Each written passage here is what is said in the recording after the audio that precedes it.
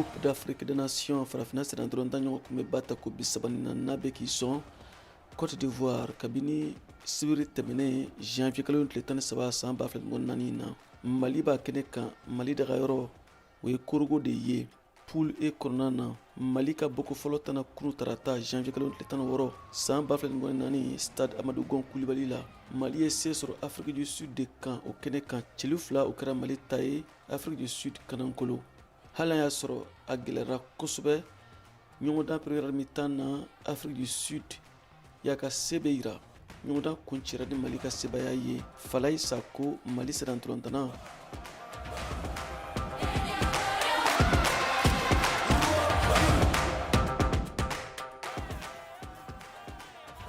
Le plus important, victoire de tournée. Donc, Allah est séba dans ma vie. Mais ailleurs, il y a un match foy manoro ni kanna.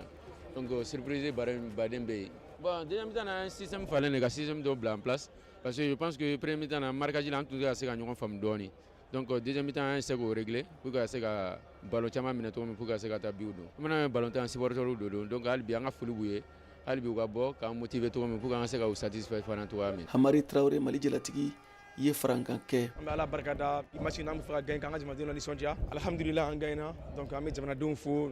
u ka continuer ka dugawu k'an ye ni match an bɛ ka jouer jamana ko de la donc Mali ko de don donc an bɛ ɲɔgɔn bolo inshallah ni première victoire ye match filanan bɛ ka nin donc an bɛ continuer inshallah ka baara kɛ pour que ka se ka match filanan fɛnɛ gagner o b'a dɔn o balontan de don i b'a dɔn kan ni match ma nɔgɔn denmisɛnnin caman tun bɛ terrain kɔnɔ minnu ka premier match ye bon joueur dɔw fɛnɛ kun man kɛnɛ mais voilà an ye an tora solidaire ye an ye an hakili kɛ kelen ye ka défendre kɛ wagati min na an kan ka défendre kɛ an b'a dɔn an bɛ se ballon na donc ne ballon b'an bolo an ye ballon tan deuxième mi-temps na coach kumana an fɛ bon fana équipe fɛnɛ fɛ ka équipe fara ɲɔgɔn kan donc an ye deuxième mi-temps kɛ ka ɲɛ ka ballon caman équipe kɛ sanfɛ a pressing ɲɛnama kɛ ka ballon jouer an gagné 2-0 donc an bɛ ala barikada vraiment victoire ye Mali victoire y'an ka supporteriw ta ye. Amadou Aïdara Doudou ale de ye ɲɔgɔndan tɔgɔ ta n'an ko homme du match. An content no bi parce que an ye 3 points sɔrɔ. Depuis match madame n'an m'o de kɔ an bɛ fɛ ka maliyɛn den bɛɛ la content an y'a ye supporter caman nana k'an supporter bi a diyara an ye kosɛbɛ hali bi wa bon match ma ban an ye match fɔlɔ kɛ k'o gagner alhamdulilah an bɛ continuer tantɔ c'est vrai que match kɔnɔna la a bɛɛ ma ɲa premier mi-temps gɛlɛyara kosɛbɛ je crois que o tun ye pression de parce que pression ka bon an b'a dɔn jamana kɔnɔdenw u jigi dalen don an kan kosɛbɛ an yɛrɛ on est conscient an b'a dɔn a ma nɔgɔn bɛɛ b'a dɔn premier matchw ka gɛlɛn mais an sera ka an calmer mentalement ka deuxième mi-temps entamer. Ka kɔn Mali ni Afrique du Sud ka ɲɔgɔndan ɲɛ poule E kɔnɔna na Korogo Tunisie bina Namibie ɲɛkɔrɔ kanakolo celu kelen Bouakekaw fɛ yen o kunu kelen fara na poule D la Burkina Faso ye se sɔrɔ Mauritanie kan celu kelen kanankolo VOA lasigiden Bobo Dioulasso Alidu Wedera Ogo ka kuma barani na farikolo ɲɛnajɛ kunnafonidila Jonas Apollinaire Kayeta filɛ a ɲɔgɔndan kan.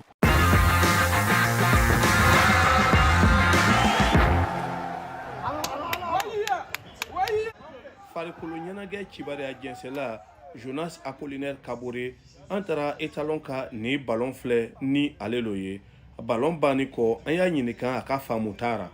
An ka milieu ma baara kɛ a ka ɲɛ cogo min na parce que o ka ballon tan cogo yɛrɛ ti équipe ɲɛnama équipe ba ti ballon tan ten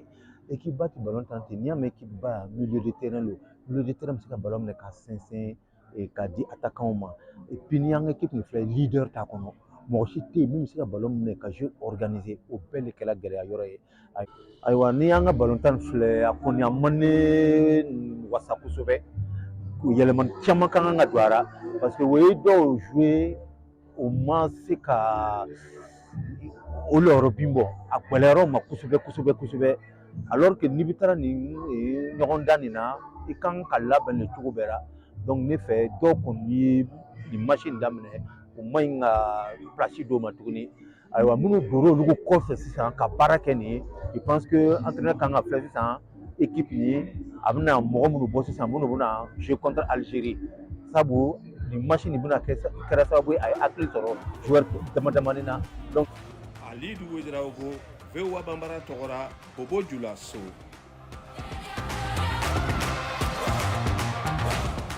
Groupe D kɔnɔna na kunna sini ntɛnɛn janvier kalo tile 16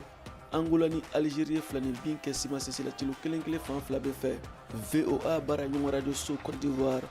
Radio Albayan an lamini don o kan Siyaka Traoré ka laseli don Korogo Côte d'Ivoire CAN kɛnɛ kan a kan bɛ kunnafoniya kɛrɛnkɛrɛnnen wɛrɛ kɛnɛ kan